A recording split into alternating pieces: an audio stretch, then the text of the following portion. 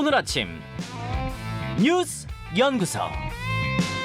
오늘 아침 뉴스의 맥을 짚어드리는 시간 뉴스연구소. 오늘도 두 분의 연구위원 함께합니다. CBS 김광일 기자, 뉴스톱 김준일 수석 에디터, 어서 오십시오. 안녕하세요. 예, 첫 뉴스 어디로 갈까요? 의원수 확대 제동건 국민의힘. 예, 국회 정개특위에서 선거제 개편안 3가지 안을 제시를 했거든요. 근데 국민의힘은 이 가운데 국회의원 정수 확대 부분은 반대한다, 이렇게 나선 거죠? 네, 김기현 대표가 어제 최고위원회의에서 의원 수가 늘어나는 안은 상정할 가치도 없다라고 잘라서 말을 했습니다.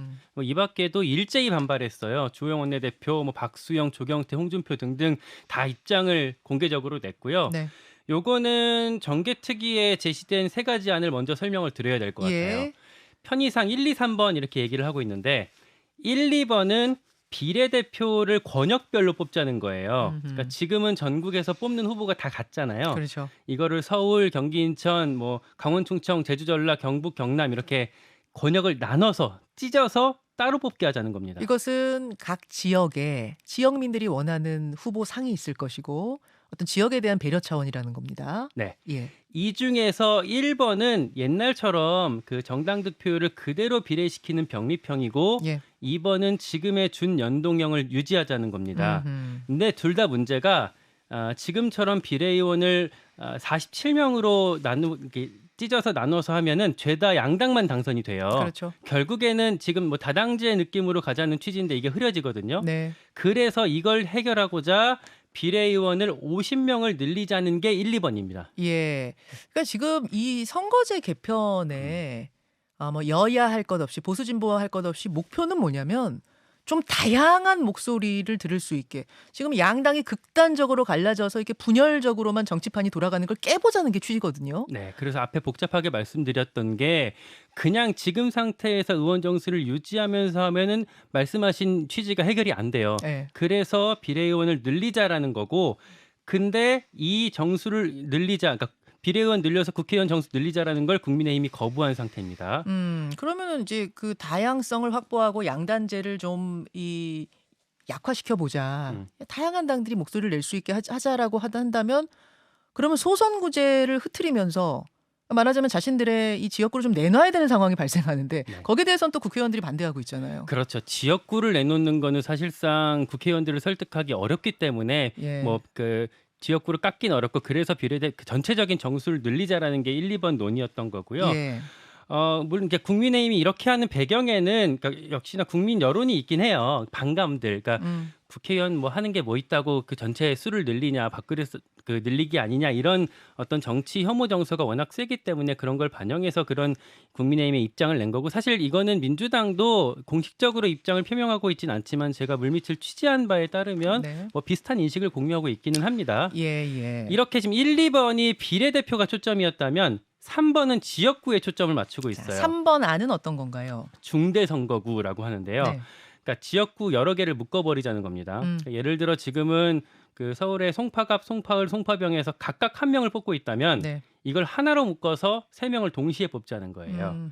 근데 이제 시골은 이미 지역구가 너무 넓어서 더 합치면 지역 대표성 문제가 있거든요. 네. 그래서 지금 정개특위에 올라와 있는 3번 안은 시골은 좀 일단 빼고 도시만 먼저 하자라는 게 3번 안이고요. 인구가 밀집돼 있는. 네, 예, 그거를 지역적으로는 좁은데 면적은 좁은데 인구가 많다 보니까 막 갑을, 명정 이렇게 된 곳들, 그런 데를 좀 뭉치자는 거죠. 네, 그래서 도시만 하자라는 게 도농복합형 중대선거구제라고 합니다. 근데 이것도 과제가 예를 들면 광주의 민주당 의원 혹은 그 대구, 부산에 있는 국민의힘 의원들은 반발할 수가 있고요. 자기 당 몫이 줄어드니까. 그리고 서울에 있는 민주당 의원들이 반대할 가능성이 있습니다. 자, 김준일 에디터. 예. 지난번에 만들었던 준연동형 비례제가 이제 왜곡이 됐잖아요. 위성정당 나오고. 그래서 이번에 고치긴 고쳐야 돼요.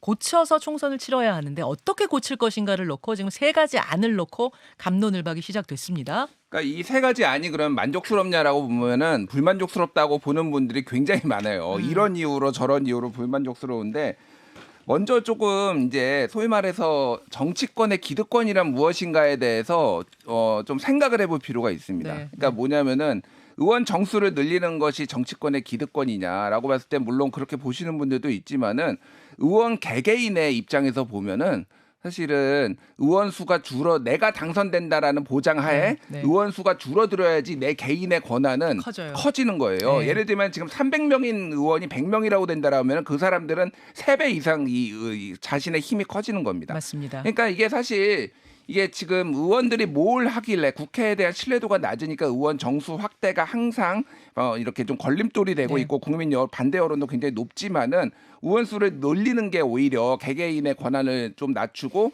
어떤 뭐 이런 경쟁적인 구도를 만들 수가 있다. 생산적인 구도를 만들 수 있다. 이런 게 이제 소위 말하는 정치학자들의 이제 의견인데 국민 정서는 또 이제 그게 다른 거죠. 그래서 지난달에 네. 그 정치개혁특별위원회에서 여론조사를 해서 발표를 했어요. 그때 선거제도 개편이 필요하다라는 게 72.4%입니다. 전 국민 대상으로 한 거였거든요. 18세 이상. 그러니까 지금 이 상태로는 안 된다라는 거예요. 그래서 왜 해야 되냐 물어봤더니 네. 국민의 다양성이 반영되는 국회를 만들기 위해서 29.9%, 정책 국회로 발전하기 위해 23.4%, 대결 쟁취를 해소하기 위해서 21.7% 등등이 나왔는데 선거제도 개편을 전제로 국회의원 정수 늘리는 거는 54.1%가 반대했고 찬성은 34.1%입니다. 그러니까 이게 어려운 부분이에요. 그러면은 지역구를 지금 만약에 다당제가 되거나 다양한 사람이 들어오려면은 지역구를 지금 줄이고 비례대표를 늘리든지 네. 이런 식으로 해야 되는데 그거는 또 의원 개개인들이 반대를 하잖아요. 그러니까 입법이 안 되죠. 입법이 안 되니까. 그래서 애시당초 이탄희 의원이나 이런 정치개혁 2050이라고 젊은 정치인들 모임인데 여기에서는 의원들이 결정하지 말자. 이거를 의원이 결정하지 말자. 이거를 아예 공론화위원회를 만들어서 어. 여기 수기민주주의로 여기에서 그러니까 단순 여론조사로 하면은 정보가 부족하니까 휘둘리니까 공론화위원회에서 나온 안을 그대로 받아들여서 하자. 왜냐하면은 개개인의 지역구 이런 거 뭐 이렇게 조정하기가 힘들다 이런 얘기가 나옵니다. 일단 국민의힘이 국회의원 정원에 확대에 반대하는 거는 국민 여론에 부합하는 것이기도 하고 일종의 이제 뭐 포퓰리즘일 수도 있어. 오히려 이게. 그러니까 왜냐하면은 뭐 홍준표 의원이나 뭐 80명으로 해야 된다 이런 얘기들이 있지만은 이게 가장 쉬운 길이거든요, 사실은. 그리고 그러니까 안 바꾸겠다라는 거예요. 사실은 지난 2018년의 선거구제에서도 국민의힘은 보수정당은 대체적으로 부정적이었거든요. 왜냐하면 다당제가 됐을 때 유리하지 않다라는 전제가 있고 또 하나는 이게 당내 역학구도가 있는데 이건 민주당, 국민의힘 공이 똑같은데 이렇게 될 경우에는 당이 갈라질 가능성이 있습니다. 예를 들면 그렇죠. 비례대표가 확 늘어날 경우에는 이준석계가 나와가지고 네. 당이 쪼개질 수가 있어요. 그거를 우리 가두리 양식장 안에 가둬야 된다. 뭐 이런 것까지 있어서 이게 지금 험난한 길이 지금 예상된다 이렇게 그러니까 말씀드립니다. 단순하게 볼 문제는 아니에요. 지금 굉장히 긴 설명해 주셨는데 도대체 국회의원이 뭘 하길래 더 늘려? 이거 충분히 이해 가는 국민 심정이잖아요. 근데 뭘 하는지 잘 모르겠는 그 사람들의 숫자가 더 줄어들면 특권은 더 늘어난다는 거죠. 그것도 양면성을 고려하셔야 된다는 건데. 그리고 아까 예. 이제 공론화 취지를 그러니까 의원들이 결정하기 어려우니까 공론화를 하자라는 취지 사실 그런 취지를 반영해서 이번에도 국회의장 직속 자문위원회에서 먼저 안을 제시를 했고요. 그걸 갖고 정개특위 소위에서 이번에 의결한 건데 그걸 국민의힘에서 바로 반발한 상황이거든요. 그만큼 이제 의원들의 어떤 반발의 정서가 워낙 강한 거고. 알겠습니다. 이 얘기는요. 국회의장이 내일 출연합니다. 이 세 가지 안을 자세히 설명하고 여러분의 반론들 제가 대신해서 질문도 하고 이런 시간 마련하겠습니다. 다음으로 가죠. 검수완박 헌재 결정 나온다. 검수완박에 대한 헌재 결정 23일에 결론이 난다고요. 네, 그러니까 한동훈 권한쟁의 심판을 예전에 한동훈 장관이랑 검사들이 건 게 하나가 있고 국민의힘이 건 게 하나가 있었어요. 그 결과가 23일, 그러니까 모레 오후 2시에 나옵니다. 헌재가 어제 그렇게 공지를 했습니다. 그러니까 네. 헌법재판관이 9명인데 그중에 2명의 임기가 곧 끝나거든요. 그 전에 이제 선고하겠다라는 거고 이틀 남았어요. 그러니까 이 정도면 결론은 이미 다 나와 있다고 봐야 됩니다. 그러니까 재판관들이 지금쯤이면 뭐 서로가 다 어떤 입장인지 알고 있을 거고요. 재판 연구관들이랑 같이 뭐 논리 구성하고 결정문 쓰고 있는 단계라고 봐야 될 것 같아요. 예. 뭐 서로 회람하고 있는 그런 과정일 거고 이번 결정의 핵심은 뭐가 될 걸로 보세요? 절차적 정당성일 겁니다. 절차적 정당성. 그러니까 안건조정위원회에서 민영배 의원 위장 탈당 뭐 했었던 게 있었잖아요. 네. 그걸로 이제 국회 선진화법이 무력화됐고 그걸로 인해서 다른 국회의원들의 법안 심사권을 침해했다라는 지적이 있는데 이걸 이제 헌재가 어떻게 판단할지 그리고 내용적으로는 헌법이 보장하고 있는 검사의 수사권이 침해됐던 게 맞는지 뭐 이런 판단이 나오게 될 겁니다. 자, 이 전문가들 예측은 지금 어떻게 나옵니까? 뭐 법조계나 어떤 법 전문가들도 다 엇갈려요. 그리고 국회의원들도 제 양당의 전화를 뭐 의원들한테 돌려봤는데 예. 엇갈리더라고요. 엇갈려요. 국민의힘에서도 좀 어렵다는 얘기도 있고 어. 민주당에서 이게 나올 가능성도 있다라고 하는 말들도 있는 거 봐서는 좀 까봐야 알 것 같습니다. 김준일 에디터. 예.